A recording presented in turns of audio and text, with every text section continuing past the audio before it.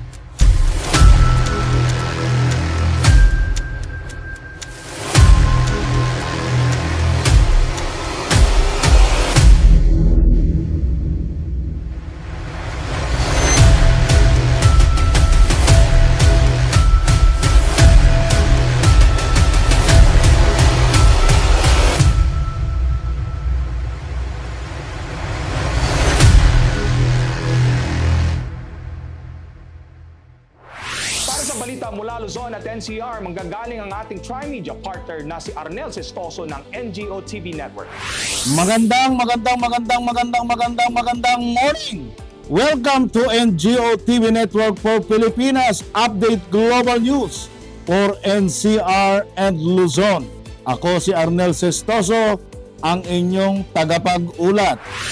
Sa unang balita, tinanggihan ng Korte sa Pasig ang kahilingan ni Apollo Quiboloy para sa live interview kaugnay ng pagtakbo sa Senado. Tinanggihan ng Pasig Regional Trial Court ang kahilingan ng nakakulong na pastor na si Apollo Quiboloy na payagan siyang magkaroon ng live television interview upang talakayin ang kanyang kandidatura bilang senador sa darating na halalan.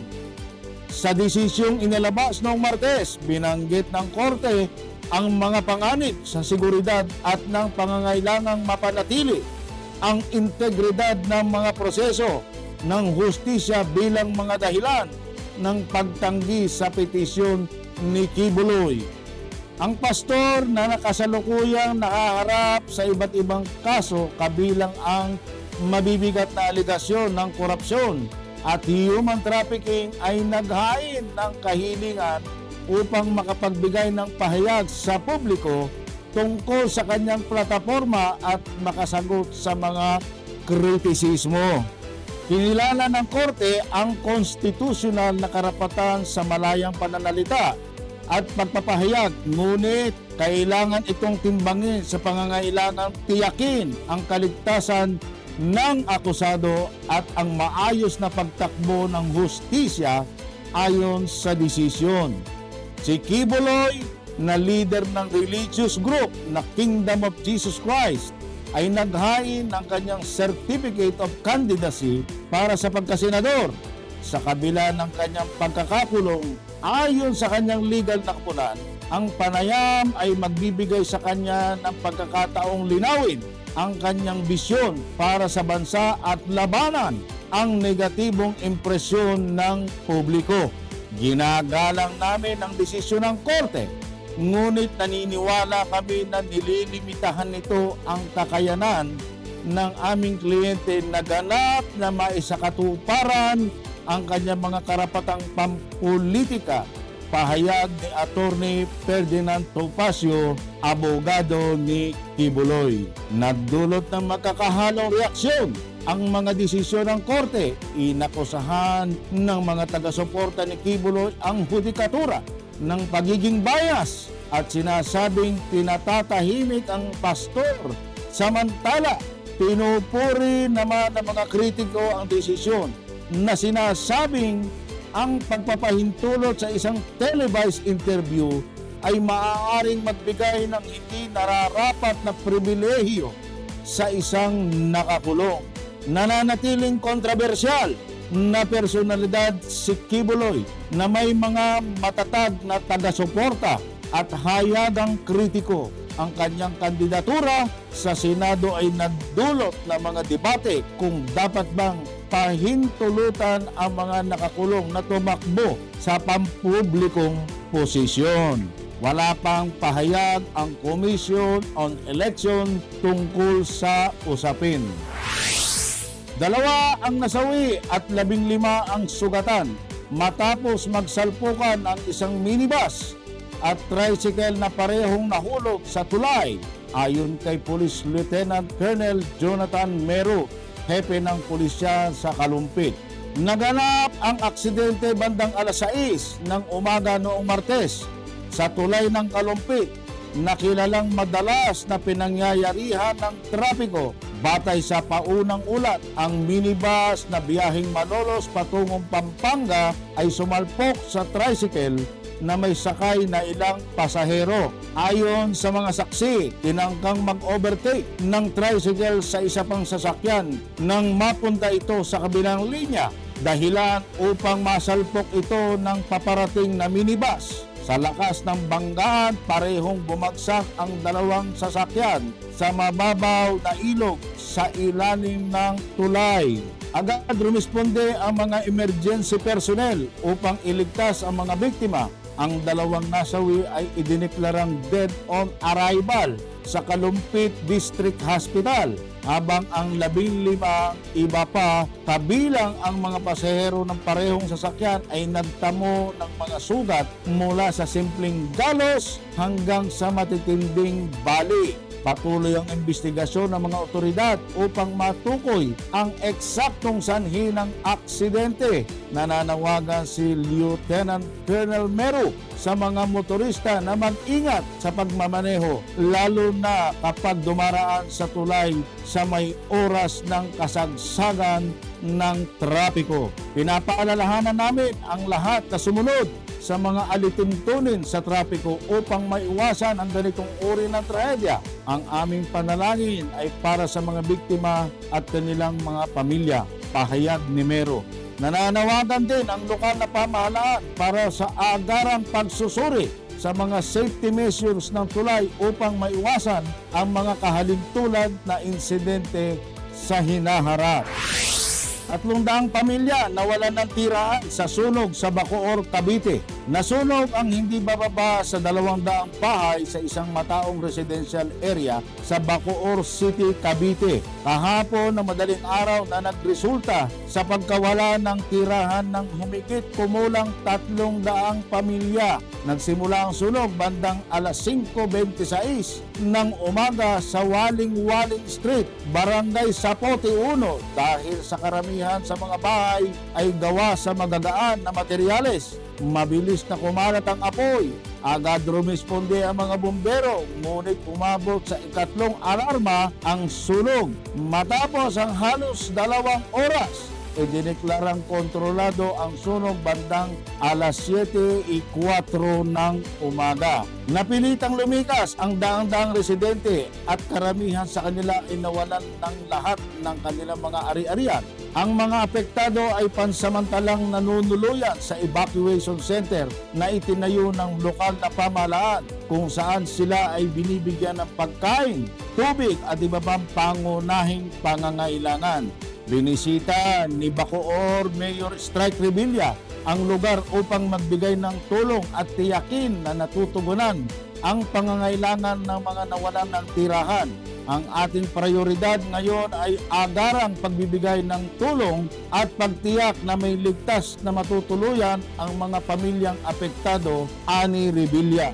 Patuloy na iniimbestigahan ng mga arson investigator mula sa Bureau of Fire Protection ang sanhi ng sunog. Nangangalap sila ng pahayag mula sa mga saksi at sinusuri ang lugar para sa mga ebidensya. Nagpaalala ang mga opisyal ng BFP sa publiko na mag-ingat at sumunod sa mga patakaran sa kaligtasan sa sunog, lalo na sa mga lugar kung saan gawa sa madaling masunog na materyales ang mga bahay. Hinihikayat namin ang komunidad na magsagawa ng mga hakbang sa kaligtasan laban sa sunog at agad i-report ang anumang mapanganib na kondisyon. Pahayag ng tagapagsalita ng BFP. Nagpapakilos ang mga lider ng komunidad at mga non-governmental organization upang magbigay ng suporta sa mga apektadong pamilya. Bumuhos na ang mga donasyon ng mga damit, pagkain at iba pang pangangailangan mula sa mga civic group na nagsasagawa ng relief drives. Inanunsyo rin ng pamahalaang lungsod na magbibigay sila ng tulong pinansyal sa mga biktima ng sunog upang matulungan silang makabangon. Gagawin namin ang lahat ng aming makakaya upang suportahan ang mga pamilyang ito sa kanilang pagbangon mula sa trahedyang ito, ani Revilla. Ang insidenteng ito ay muling nagbukas ng usapin ukol sa kaligtasan sa sunog, lalo na sa informal settlement at mataong lugar. Binibigyan diin ng mga eksperto ang mga pangangailangan para sa mas mahigpit na pagpapatupad ng mga regulasyon sa kaligtasan, mas maayos na urban planning at edukasyon upang maiwasan ang ganitong mga trahedya sa hinaharap. Habang nagsisimula ng bumangon ang mga apektadong pamilya, nagtutulungan ang mga lokal na pamahalaan at komunidad upang magbigay ng tulong at maisaayos ang kanilang pagbawi. Brings you latest regional news. news from the Philippines to the USA and to the global Filipino community. The groundbreaking Tri-Media Partnership now streaming on the Film TV Network. Newest show this 2025. Container, pinaghihinalaang may droga.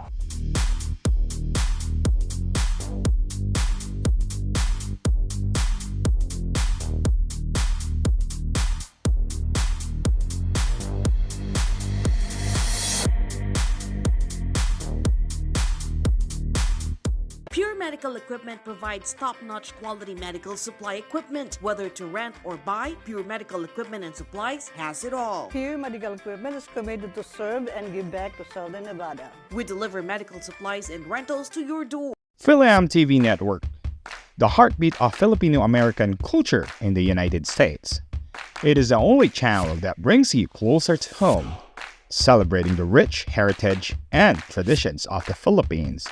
Available on free TV without any subscription and on digital platforms like Roku, Amazon Fire TV, WCE TV apps, Facebook, and YouTube.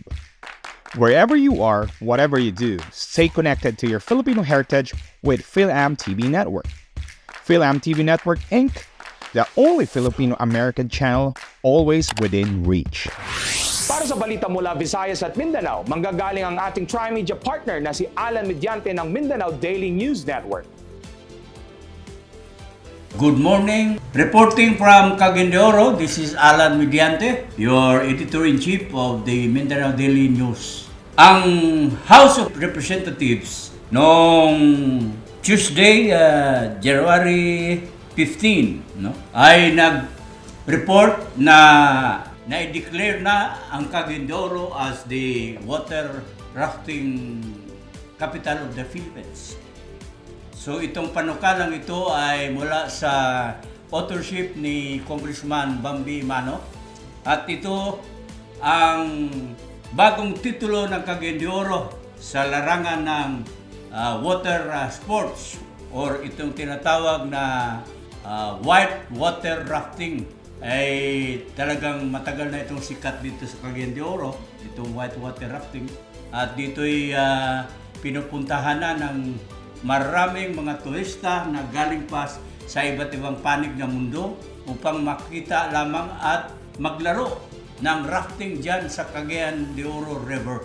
So, ang pangyayaring ito ay nagbibigay din ng mataas na boost ng economy ng siyudad o ng city of Cagayan de Oro. The economic boost of this new title, which is the rafting capital of the Philippines, adds to the income generated from tourism activities. Okay. So, bakit napakaganda nitong white water rafting ng Cagayan de Oro? Sapagkat makikita ng mga tao na pumupunta dito na maraming mga iba't ibang lalim o mababaw ang iba na dinadaanan ng kanilang boat, itong lifeboat na sinasakyan sa white water rafting. At ang mga formation ng mga bato, napakaganda rin tingnan. Oh, so it has been the forerunner of water rafting ultimately all over the Philippines, no? Mukhang dito lang sa Cagayan de Oro itong malakas ang bighani ng larong ito ng white water rafting. Sinasabi na itong white water rafting ay nakadagdag sa mga tourist arrivals. Noong 2023, sabi ng City Hall sources natin, merong 775,000 mahigit na mga turista noong 2023 at merong mataas ito na 12.72% mula sa previous year o noong 2022. So, pasalamat tayo at ito'y naisagawa sa final reading na-approve na ng Kongreso ang panukalang ito na House Bill sponsored by Congressman Bambi Imano. Ito yung House Bill number 11-10-8, which is expected to further boost the city's tourism industry. Ika nga ng ating sponsor ng bill na ito. Congratulations po, Congressman Imano, at sa lahat ng mga taga Cagayan de Oro sa bagong parangal na ito as the white water rafting capital of the Philippines. Dumako naman tayo sa Davao. Ang Department of Social Welfare Region 11 sa Davao City ulat na merong 1.6 billion pesos ang naipamigay na nila noong 2024, last year, no? Para sa mga beneficiary ng AKAP, tulong na AKAP. Ano itong AKAP? Ito yung ayuda para sa Kapus ang Kita program ng Pilipinas ngayon na binibigyan din ng mga politiko. Of the total number of beneficiaries ay merong 67,000 na naipamigay at the regional and provincial operations offices. 67,000 beneficiaries, 67,607 beneficiaries. Samantala, merong 284,771 ang nakatanggap din ng AKAP. Itong AKAP na ito nagpo-provide po ng medical, funeral, food, and cash aid to the beneficiaries na kulang ang or kapos ang kita sa kanilang pamumuhay. Makita din natin na itong karamihan na nakatanggap ng assistance pamagitan ng mga payouts. Ngayon, through Malasakit Center's request, pero ang namigay nito, mga opisyalis po. Okay? O ang sabi rin ng DSWD Region 11 na 87.9% o 312,209 beneficiaries na ang nakatanggap, no? Worth 1.12 billion, no? Ang pumunta din sa food assistance. Samantalang 10.35% o 36,703 beneficiaries amounting to 304 million ang nakatanggap din ng para sa kanilang medicinal or medical needs. So mga kaibigan at mga followers ng MDNN at Philam TV, atin pong pasalamatan ang gobyerno sa kanilang malaking tulong sa mga kapus ang kita. Okay. Dumako naman tayo sa Visayas, mga kaibigan. At una, iniulat ng DILG na merong 106 Eastern Visayas towns na naka-attain ng mataas na income status o higher income status. 106 Eastern Visayas towns attain higher income status. Sa halimbawa, itong nasa picture natin, yan yung Town Center of Giwan, Eastern Samar. One of the municipalities na upgraded na ang kanilang income class in last year. From second class, ang town na ito ngayon ay classified na as first class. Ba, kita mo na nga naman, no? Sa Eastern Samar, akala natin hirap ang mga mga tao at maraming nahihirapan sa buhay, pero biro mo, first class na sila ngayon. Alam niyo ba, mga kaibigan, kung ano ibig sabihin ng first class? Ang first class municipalities, ayon sa news update natin, reporter, the first class municipalities are those with an average annual income for 3 years of 200 million or more. Biro mo, 200 million. Oh. Akala ko, poor itong Eastern Samar na mga municipalities, Biro mo, meron silang kumita sila ng 200 million. So yan na ang considered the first class. Considered second class according to the DILG are those LGUs, yung mga municipality na merong annual income na 160 million. Biro mo, taon-taon. But less than 200 million kasi second class na siya. First class yung 200 million. Okay.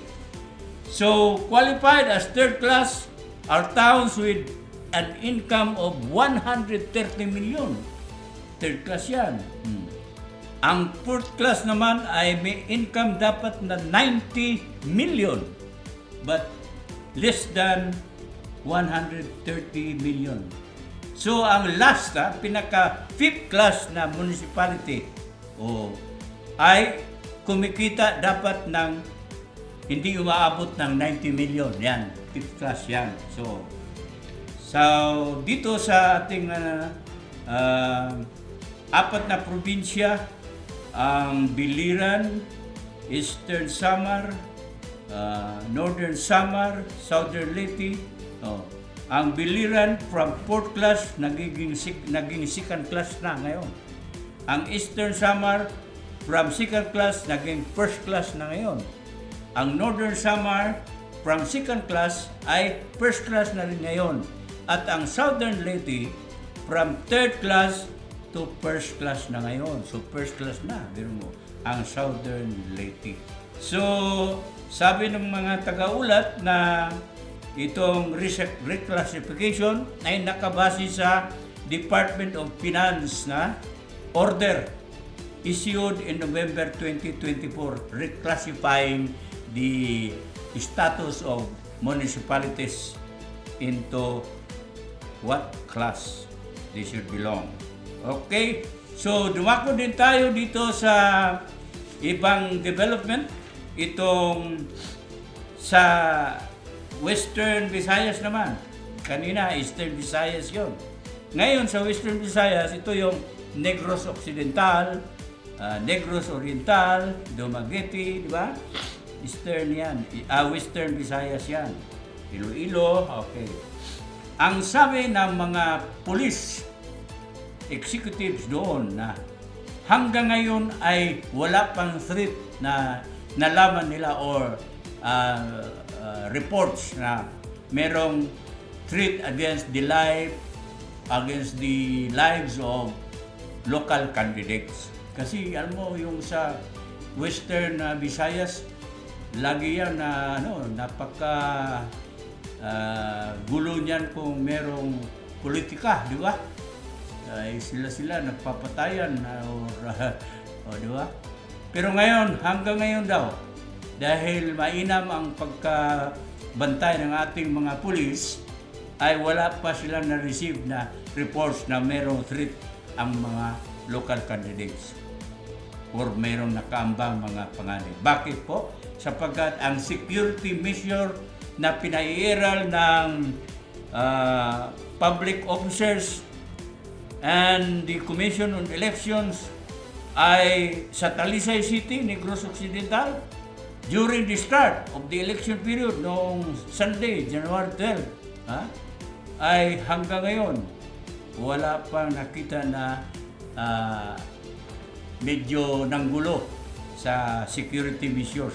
Meron mga checkpoints doon na binabayantayan 24 hours ng ating mga pulis sa Western Visayas, lalo na sa Negros Occidental, sa Bacolod City. So far there is a threat on 737 local candidates who underwent assessment by the Negros Occidental Police Provincial Office in connection with the May 12 election. So, sabi ng Captain Catalogo ng Police Office, sabi niya na wala pa silang na-receive na request for police security. So, mukha yatang peaceful ang magiging campaign period o election dito sa West Visayas dahil wala pa nagre-request ng police security. Okay. So mga kaibigan, ito ang ating weekly news update kung saan ay may bigay namin ng kagad-agad ang mga breaking news mula sa Visayas at Mindanao. Ito po inyong lingkod, si Alan Mediante, nagpapasalamat sa inyong pakikinig.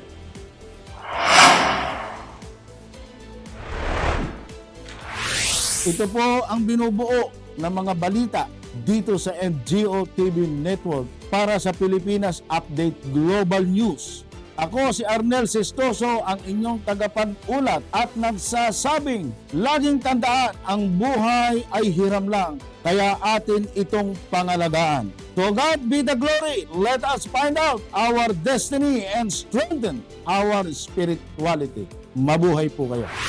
Para maging updated sa aming mga balita, i-follow niyo po ang Philam TV Network sa aming social media platforms. At dyan po nagtatapos ang aming mga balita. Sa ngalan ni Arnel Sestoso, Alan Mediante, at ako naman po si Ed Abalos para sa kauna-unahang Tri-Media News Program na nagsanib puwersa mula sa Philam TV Network, NGO TV Network at Mindanao Daily News Network para sa sambayan ng Pilipino. Ito po ang The Filipinas Update Global.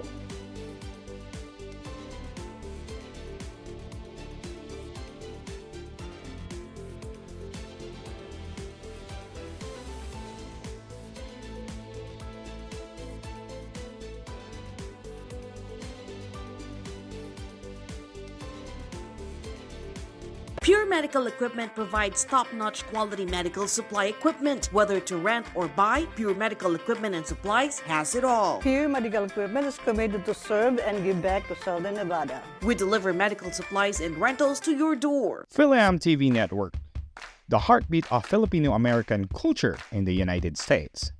It is the only channel that brings you closer to home, celebrating the rich heritage and traditions of the Philippines. Available on free TV without any subscription and on digital platforms like Roku, Amazon Fire TV, WCE TV apps, Facebook, and YouTube. Wherever you are, whatever you do, stay connected to your Filipino heritage with Philam TV Network.